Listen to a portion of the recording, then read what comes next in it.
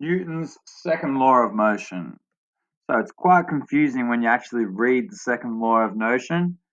Newton's second law of motion is the law of acceleration. I think that's the easy way to remember it. Okay, and it's simply this equation here.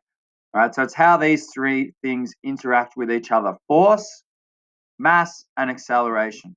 Okay, and it can be represented in a number of ways. The force that an object produces is equal to the mass of the object times by the acceleration of that object. Okay, so a force applied to an object will produce a change in motion. Okay, which is acceleration. So if the motion is, for example, 5 meters a second, and force is applied that makes it move at 10 meters a second, it has accelerated by 5 meters a second. So this is also applies to the direction of the force. But this concept of directly proportional is something that I need to explain to you because it can be quite confusing. I'd simplify it here.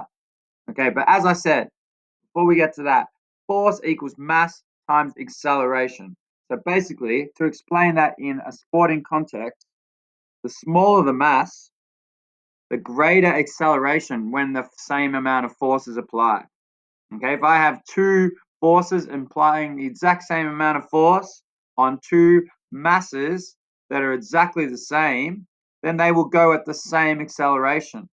However, if one of them has a smaller mass, then that acceleration will be greater because it takes less force to move that object. For example, a golf ball traveling faster than a heavy object simply because it has less mass, so less force is required to accelerate that.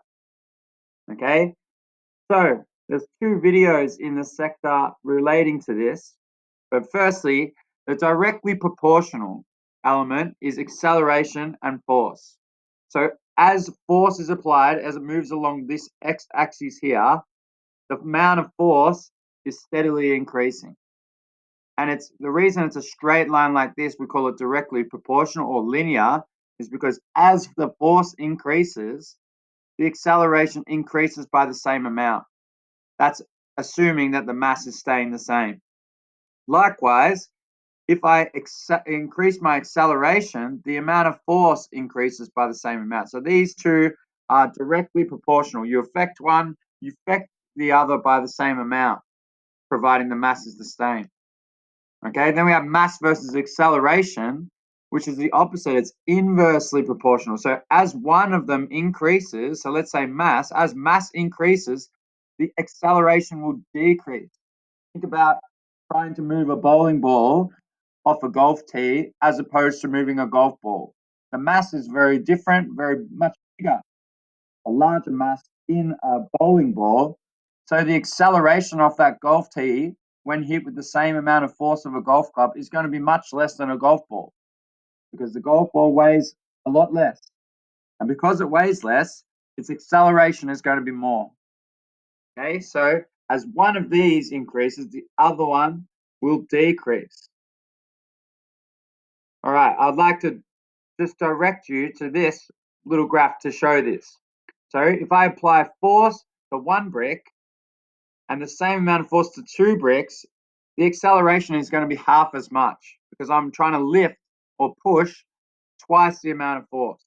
Likewise, three bricks, the acceleration is going to be, again, a third of what it was initially.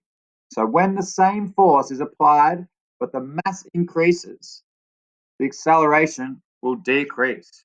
So just to understand that in a context of this, can I get you to watch the two videos regarding the second law of motion?